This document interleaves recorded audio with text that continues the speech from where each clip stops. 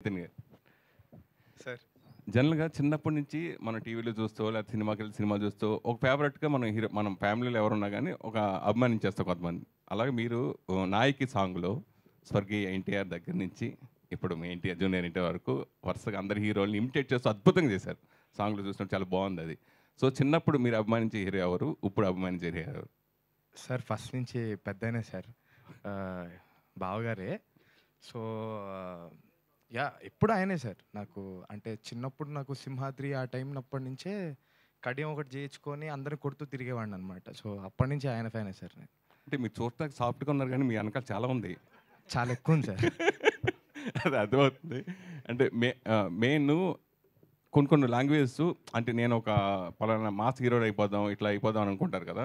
'Mad' cinema జరుగుతున్నప్పుడు ఆ cinema success అవుతుంది నమ్మకం ఉండి కూడా ఈ సినిమా ఒప్పుకోవడానికి మెయిన్ రీజన్ ఏంటి? అలాగే ఈ లాంగ్వేజ్ కొన్ని కొన్ని లాంగ్వేజ్ రాయలసీమ హీరోగా కొంచెం ఆ ప్రాంతం కథ అయితే గనక దాని మాడ్యులేషన్ వేరేగా ఉంటది. తెలంగాణది వేరేగా ఉంటది. గోదావరి వేరే ఇట్లా దీనికోసం మీరు ప్రత్యేక తీసుకున్న జాగ్రత్తలేంటి? సార్ ఇందాకే మాట్లాడుకున్నాం కదా సార్. సినిమా అంటే అంత జనాలు రావట్లేదు థియేటర్‌కి అలా ఉన్నప్పుడు మనం గూడా ఏదో పెద్ద హీరోలాగా చేసేద్దాం అని అనుకోకూడదు సార్.